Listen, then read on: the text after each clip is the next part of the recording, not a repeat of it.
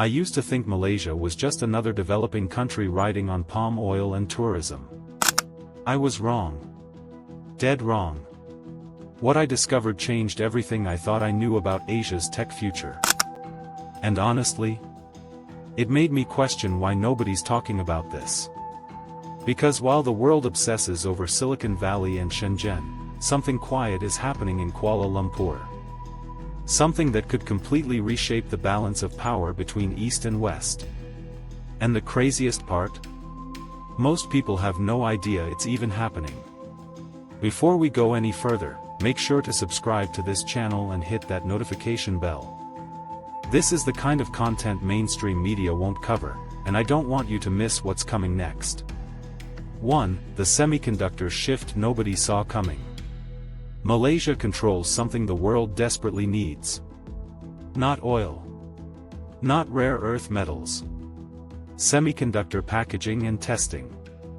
Right now, Malaysia handles roughly 13% of the world's semiconductor testing and packaging operations. That might not sound massive until you realize what it actually means. Every chip that goes into your phone, your laptop, your car's computer system, it likely passed through Malaysia at some point in its journey from raw silicon to finished product.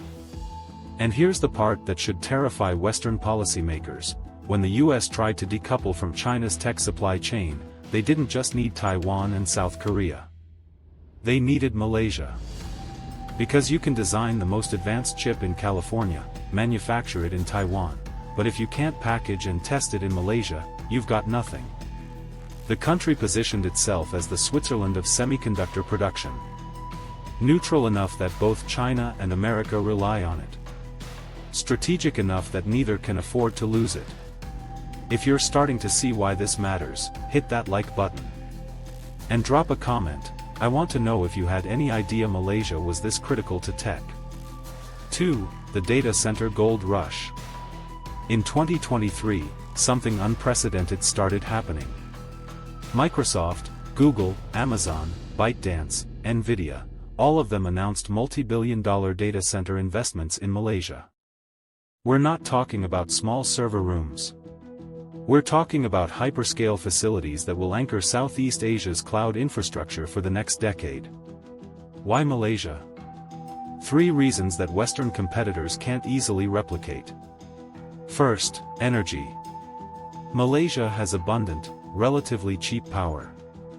And unlike Singapore, it has the physical space to build massive cooling systems without triggering a national crisis. Second, location. It's perfectly positioned between India, China, and Australia. Low latency to everywhere that matters in the Asian century. Third, and this is the one nobody talks about, political stability combined with regulatory pragmatism. Malaysia doesn't have the bureaucratic nightmares of India. It doesn't have the authoritarian unpredictability of China. It doesn't have the space constraints of Singapore. It's the Goldilocks option for big tech's Asian expansion. And here's what makes this so profound: data sovereignty is the new oil sovereignty. Whoever controls where Asia's data is stored, processed, and transmitted, controls Asia's digital future. Malaysia just positioned itself at the center of that. If this is blowing your mind like it did mine, make sure you're subscribed. This channel exists to uncover these hidden shifts before they become obvious. 3. The talent pipeline problem they solved. Here's something that shocked me. Malaysia produces more engineering graduates per capita than most Western nations. But here's the brilliant part: they didn't just educate them and watch them leave. They built an entire ecosystem to keep them. Penang, Malaysia's electronics manufacturing hub, has transformed into something like Austin, Texas or Bangalore. Except it happened quietly, without the hype cycles. Multinational corporations set up R&D centers there. Not just assembly plants. Actual research and development. Intel has been in Malaysia since 1972. 50+ years of continuous investment, training generation after generation of Malaysian engineers who now lead teams across the globe. But unlike India, which became a talent exporter, Malaysia created conditions where staying home became attractive. Affordable housing. Lower cost of living. Strong family networks. And now, increasingly prestigious jobs that don't require moving to San Francisco or Shanghai. This is the part Western media completely misses. Brain drain reversal is happening in real time. Malaysian engineers who left for Silicon Valley in the 2000s are now returning, bringing expertise, capital, and networks back home. If you're enjoying this deep dive, let me know in the comments where you're watching from. I'm curious how global this audience really is. 4. The geopolitical chess move. Let me ask you something. What happens when China and America can't agree on anything except one thing? That Malaysia matters. This is where it gets really interesting from a geopolitical perspective. The US needs Malaysia as part of its friendshoring strategy, building supply chains through allies and neutral parties instead of adversaries. China needs Malaysia because it's the gateway to Southeast Asia and a crucial node in the Belt and Road Initiative. And Malaysia? They're playing both sides brilliantly. They're accepting American tech investment while maintaining deep trade relationships with China. They're part of Chinese-led regional frameworks while participating in US-led security dialogues. Some analysts call this fence-sitting. I call it strategic genius. Because here's the reality of 21st century geopolitics: the real power doesn't belong to the superpowers anymore. It belongs to the middle powers who control choke points. Malaysia controls a choke point in semiconductors, a choke point in data infrastructure, a choke point in the Strait of Malacca, one of the world's busiest shipping lanes. They're not trying to be a superpower. They're trying to be indispensable. And it's working. Hit that like button if you think this strategy is smarter than most people realize. 5. The digital economy explosion nobody noticed. While everyone was watching TikTok and ChatGPT, Malaysia quietly became Southeast Asia's fintech laboratory. Their digital payment adoption rate rivals China's.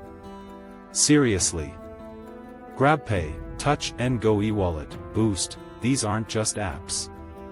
They're infrastructure. A street vendor in Kuala Lumpur is more likely to accept QR code payments than a bodega in New York City. But here's what's really fascinating: Malaysia is exporting this model. Their regulatory framework for digital banking became a template for other Southeast Asian nations. Their approach to e-wallet interoperability is being studied by European regulators. This isn't just about payments. It's about Malaysia positioning itself as the testing ground for digital economy policies that could scale across Asia. And when you have 4.5 billion people in Asia-Pacific, being the testing ground means you're writing the playbook. The long-term implication is staggering. As the global economy digitizes, the countries that figure out governance frameworks first will have disproportionate influence. Malaysia is betting that being the pragmatic innovator beats being the largest market. If you're still watching, drop a comment. Let me know what surprised you most so far. 6. The cultural advantage hiding in plain sight. Here's something that doesn't show up in economic reports but matters enormously. Malaysia is a genuinely multicultural society that actually functions. Malay, Chinese, Indian, indigenous communities, all coexisting, all contributing to a hybrid culture that's uniquely adaptive. Why does this matter for tech? Because the future of technology isn't being built by homogeneous teams in single-language markets anymore. It's being built by teams that can understand Chinese consumer behavior, Indian technical talent, Western design principles, and Islamic finance, all simultaneously. Malaysia's workforce can code-switch between cultures in ways that give them a massive advantage in building products for diverse markets. A Malaysian tech company can build an app that appeals to Jakarta, speaks to Singapore, and scales to the Middle East, because cultural fluency is built into their DNA. This is the invisible advantage that Excel spreadsheets and GDP reports completely miss. When AI translation breaks down language barriers, cultural intelligence becomes the new competitive moat. Malaysia has been building that moat for decades without even realizing it. Subscribe if you want more insights like this that connect the dots others miss. 7. The climate tech wild card. Final point, and this one's going to hit different. Malaysia is positioning itself as a clean energy hub for Asia. They've got the rubber plantations that could become sustainable material sources. They've got the rainforest biodiversity that's attracting biotech research. They've got the solar potential and the land mass. But here's the real move: they're leveraging their semiconductor position to attract green tech manufacturing. Solar panel production. EV battery components. Hydrogen fuel cell development. All the technologies the world needs to decarbonize, Malaysia is building capacity to produce them locally, creating a second act to their electronics manufacturing miracle. And here's why this matters more than you think: the country that controls green tech supply chains in Asia will shape climate policy globally. Just like Saudi Arabia's oil reserves gave them geopolitical weight far beyond their population, Malaysia's clean tech manufacturing could do the same in a decarbonized world. It's a long-term play. But if it works, Malaysia becomes the green Saudi Arabia of the 21st century. If that vision seems bold or even unlikely, comment below.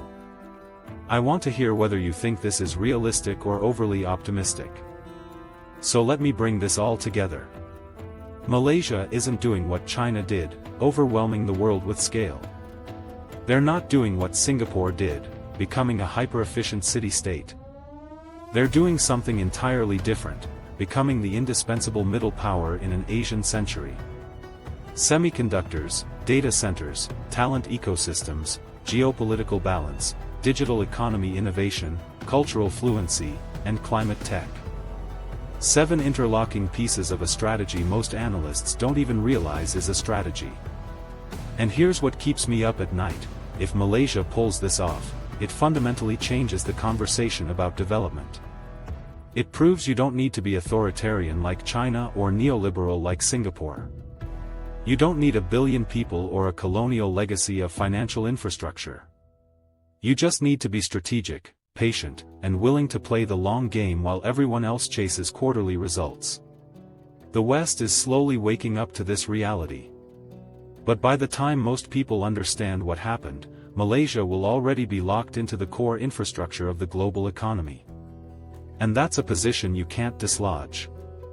If this video opened your eyes to something you weren't seeing before, do me a favor, hit that like button.